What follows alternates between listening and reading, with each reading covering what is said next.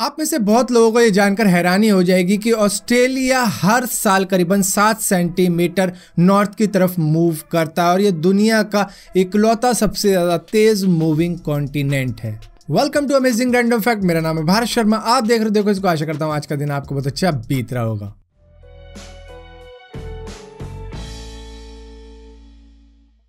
2001 में सियाटल के अंदर करीबन 6.8 मैग्नीट्यूड का अर्थक्वेक आया था, जिसकी वजह से रेत पर कुछ इस तरीके का डिज़ाइन बन गया था जो कि किसी फ्लावर के डिज़ाइन की तरह लग रहा था और ये सारा कुछ अर्थक्वेक से ही बना था। जिसके बाद में साइंटिस्ट ने कहा कि इसकी एक मोल्डिंग बनानी चाहिए हमें, मतलब कि एक फ्रेम बनाना चाहिए इस डिज़ाइन का, जिसके बाद में इसी से बनाया जाना था। लेकिन हुआ क्या कि एक्सीडेंटली एक 3 साल का बच्चा इस पे से चल गया। आपको मालूम है करीबन 2015 और 16 के आसपास में यूनाइटेड अरब एमिरेट ने एक सोच रखी थी कि हमें एक माउंटेन तैयार करना होगा, क्योंकि जैसा कि कहा जाता है कि जितना ज्यादा एल्टीट्यूड हाई रहेगा उतना ज्यादा वो जगह ठंडी हो जाती है, क्योंकि टेम्परेचर में फर्क पड़ता है। तो यहाँ पर ऐसा ही सोचा गया था कि एक माउंटेन बनाया जाए जिससे कि जो ऊपर का टेम्परेचर है वो लो रहेगा और इससे शायद बारिश और बर्फ भी पड़े। यहाँ हिटलर जिस वक्त में पावर में था उस वक्त में नाजी जर्मनी का फ्लैग कुछ इस तरीके का हुआ करता था और नाजी की फौज का भी यही फ्लैग हुआ करता था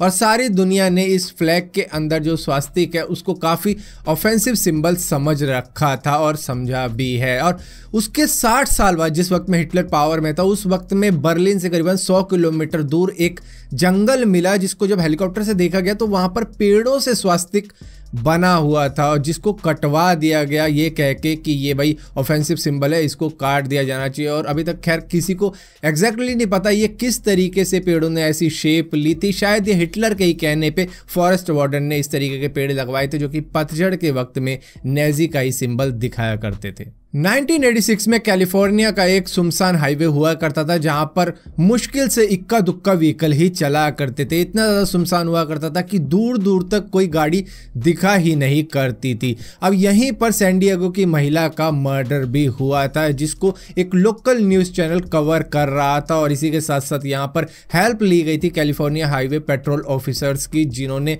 बताया कि किस तरीके से इस हाईवे पे आपको सेफ रहना चाहिए, किस तरीके से इस हाईवे पे चलना चाहिए। बहुत ही ज़्यादा सुनसान हाईवे और बहुत ही ज्यादा खतरनाक भी है। यहाँ पर अगर आपको कोई भी रोकने को कहे तो आपको गाड़ी नहीं रोकनी चाहिए। यहाँ पे काफी ज्यादा दिक्कतें हो सकती है क्योंकि घंटों घंटे तक कोई गाड़ी यहाँ से निकलती नहीं है। तो अगर आप किसी मुश्किल में या फंस जाते हो तो काफी ज्यादा दिक्कत हो जाएगी। लेकिन कुछ टाइम बाद पता चला कि ये जो पेट्रोलिंग ऑफिसर थे यही कातिल थे सैन डिएगो की उस महिला के। कनाडा के एक बिजनेसमैन है जिनका नाम है मैकोविल, जिनका उनकी बीवी के साथ में तलाक हो गया, जिसके बाद में कोर्ट ने फैसला किया कि सेटलमेंट के तौर पे तुम्हें अपनी बीवी को रोजाना 2000 कैनेडियन डॉलर देने पड़ेंगे और ये होते हैं करीबन 1 लाख रुपए, मतलब कि 1 लाख रुपए उनको दिन के देने पड़ेंगे। जिससे वो इतना ज़्यादा गुस्सा हो गए, उन्होंने अपने बैंक से सारा पैसा निकाला और उसके बाद में उसमें आग लगा दी। तो यहाँ पे करीबन इन्होंने 1 मिलियन कैनेडियन डॉलर निकाला था, जिसके बाद में ये होते हैं करीबन 5 करोड़ रुपए और इनको जला दिया। जिसके बाद में कोर्ट ने इसको अरेस्ट करने का ऑर्डर तो दे दिया, जहां पे 1 महीने की सजा सुना दी इनको और इसी के साथ साथ